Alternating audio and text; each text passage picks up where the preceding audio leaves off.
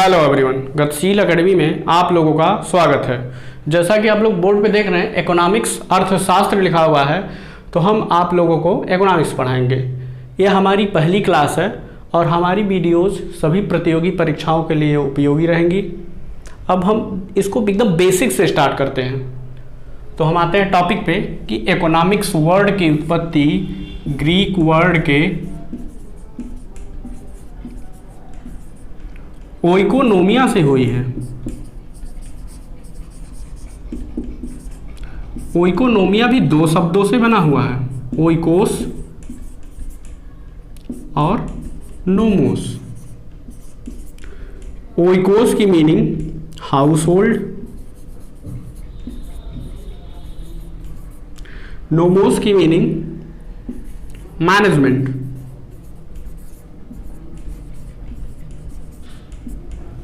तो इस प्रकार यदि हम दोनों शब्दों को मिला दें तो हाउस होल्ड ऑफ मैनेजमेंट, घरेलू प्रबंधन या घर परिवार का प्रबंधन। यदि हम हिंदी के वर्ड से बात करें तो अर्थशास्त्र भी दो शब्दों से बना हुआ, अर्थ और शास्त्र, अर्थात धन का अध्ययन।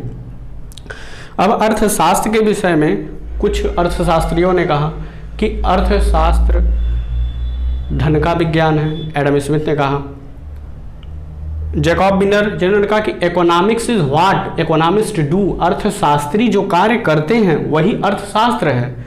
मार्शल ने कहा कि अर्थशास्त्र आदर्श विज्ञान है। रॉबिन्स ने कहा कि अर्थशास्त्र चुनाव का विज्ञान है, अर्थात अर्थशास्त्र मानव समाज के आर्थिक गतिविधियों का अध्ययन करता है। अब हम बात करें कि अर्थशास्त्र के पिता कौन है, who is the father of economics. तो जिनका नाम है, यदि हम फादर की बात करते हैं तो उनका नाम है Adam Smith.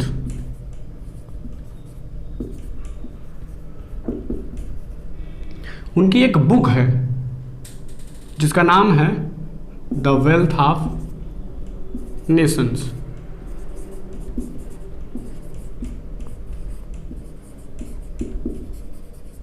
The wealth of Nations जो अक्सर एग्जाम में पूछी जाती है, और ये स्कॉटलैंड के थे। इनकी ये बुक जो पब्लिश हुई थी वो 1776 में। अब हम बात करेंगे कि एक वर्ड है इकोनॉमी, जिसको हम हिंदी में बोलते हैं अर्थव्यवस्था, इकोनॉमी।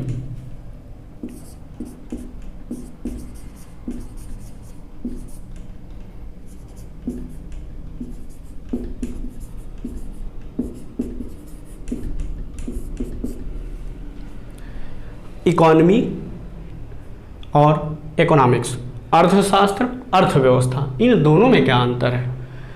तो इकोनॉमिक्स सिद्धांतों का समूह है, इसमें सिद्धांतों की बात होती है और ये एक सब्जेक्ट के रूप में पढ़ा जाता है।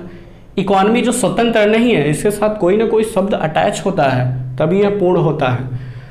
तो जब हम अर्थशास्त्र के सिद्धांतों का किसी सेक्टर में प्रयोग करते हैं या किसी क्षेत्र में प्रयोग करते हैं तो उसके पश्चात जो स्वरूप प्राप्त होता है वह उस क्षेत्र की अर्थव्यवस्था कहलाती है। जैसे किसी देश की अर्थव्यवस्था, किसी राज्य की अर्थव्यवस्था, या किसी शहर की अर्थव्यवस्था, किसी परिवार की, किसी गांव की अर्थव्यवस्था। अब हम बात करेंगे कि इकोनॉमिक्स के फीचर्स क्या क्या हैं, इसकी विशेषताएं क्या क्या हैं। तो हम मुख्य विशेषताओं पर फोकस करेंगे। तो इसकी पहली विशेषता है कि आर्थिक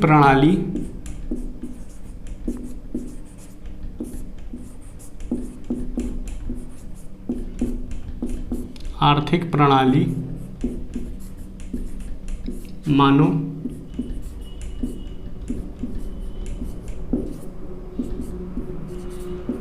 निर्मित है। दूसरी, संसाधन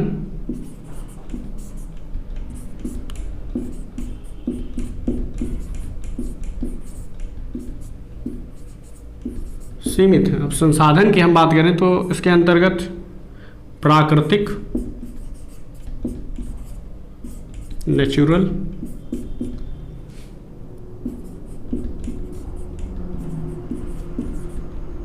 मानवीय, भौतिक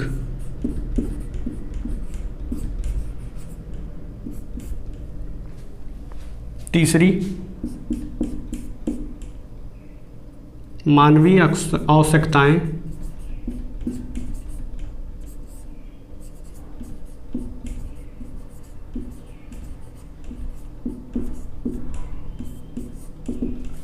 असीमित है।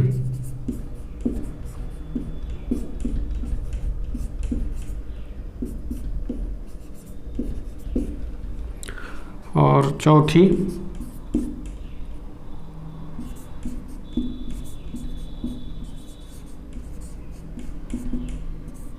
संसाधनों का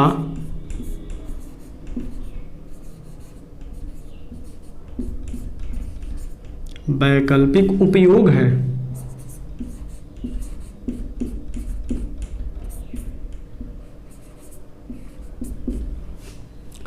अब हम बात करें कि अर्थशास्त्र के उद्देश्य क्या है, तो इस पे कार्ल मार्क्स ने कहा था कि अर्थशास्त्र मानव समाज के प्रगति के नियमों की खोज करता है, अर्थात किस प्रकार मानव समाज को बहुत बेहतरीन बनाया जाए, किस प्रकार मानव समाज की प्रगति हो सके, अर्थशास्त्र उसी पे फोकस करता है।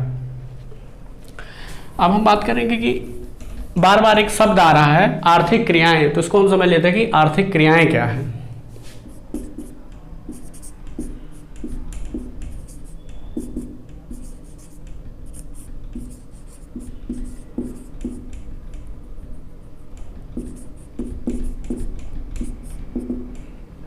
आर्थिक क्रियाएं या इकोनॉमिक एक्टिविटीज। तो आर्थिक क्रियाएं वह क्रियाएं हैं जिसमें किसी व्यक्ति का उद्देश्य धन प्राप्त करना होता है, जैसे कि व्यापारी, श्रमिक, नौकर।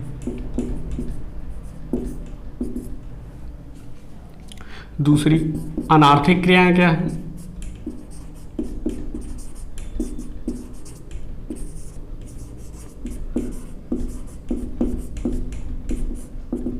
अनइकोनॉमिक एक्टिविटीज। अनार्थिक क्रियाएं वह क्रियाएं हैं जिसमें किसी व्यक्ति का उद्देश्य आत्मिक संतुष्टि प्राप्त करना, जिसके अंतर्गत सामाजिक क्रियाएं आती हैं।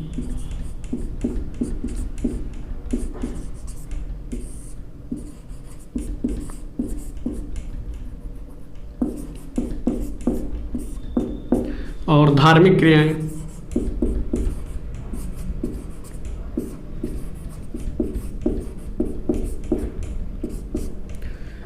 अब हम आते हैं कि अर्थशास्त्र की शाखाएं कितनी हैं, अर्थशास्त्र कितने प्रकार का है। तो अर्थशास्त्र दो प्रकार का है। पहला माइक्रो इकोनॉमिक्स,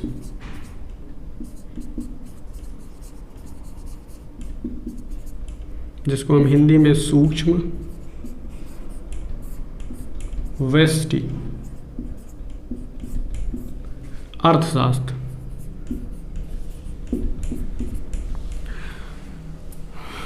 और दूसरा मैक्रो इकोनॉमिक्स, जिसको हिंदी में हम समग्र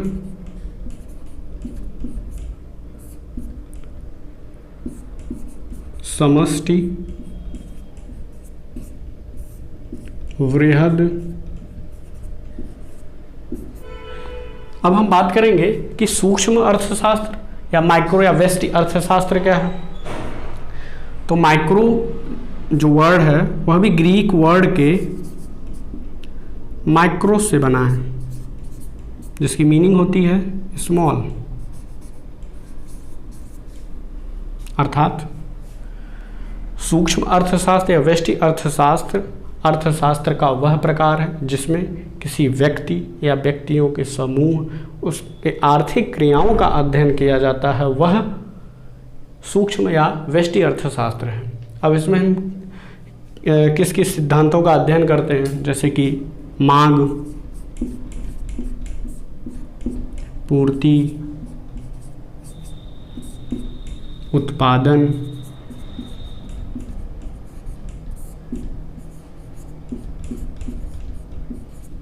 कीमत का निर्धारण, ब्याज का निर्धारण,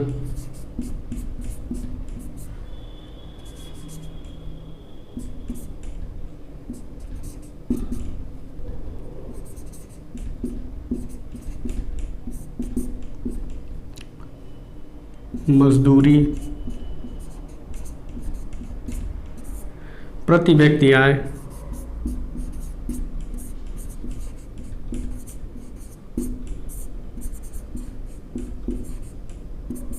अर्थात यह किसी छोटे से सेक्टर की बात हो रही है कि किसी छोटे से सेक्टर के आर्थिक क्रियाओं का जब हम अध्ययन करेंगे तो वह वैश्विक अर्थशास्त्र के अंतर्गत आएगा।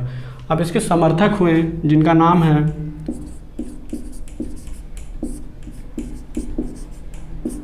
एडम स्मिथ, रिकार्डो और मिल। अब हम बात करेंगे कि मैक्रो इकोनॉमिक्स। तो मैक्रो शब्द जो है वह ग्रीक वर्ड के मैक्रो से बना है, जिसकी मीनिंग होती है लार्ज अर्थात बड़ा। तो मैक्रो या समष्टि अर्थशास्त्र का वह प्रकार है जिसमें हम समग्र अर्थव्यवस्था का अध्ययन करते हैं। अब इसमें सिद्धांत होंगे तो इसमें राष्ट्रीय आय,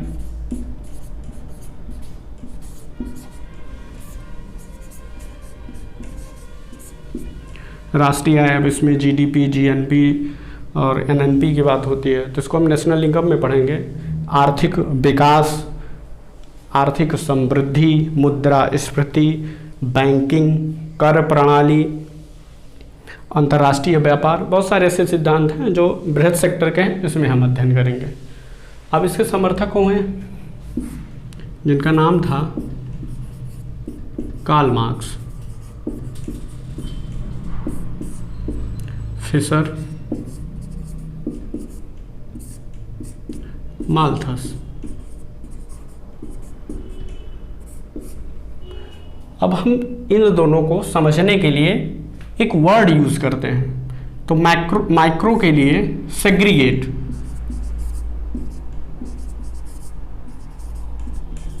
इसके मीन्स होता है अलग,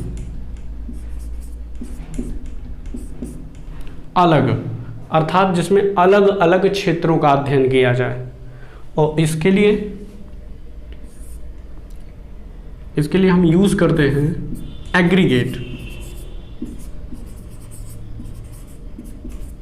जिसके मीन्स होता है समग्र या कुल, अर्थात जिसमें समग्र अर्थव्यवस्था का अध्ययन किया जाए। तो हम सेग्रीगेट और एग्रीगेट इन दोनों शब्दों से दोनों के अंतर को आसानी से समझ सकते हैं। आज बस इतना ही। आप लोगों को धन्यवाद। हमारे चैनल को सब्सक्राइब करें, हमारे वीडियोस को शेयर करें, लाइक करें। यदि कोई टॉपिक समझ में नहीं आता तो आप हमको कमेंट्स के माध्यम से पूछ सकते हैं। धन्यवाद।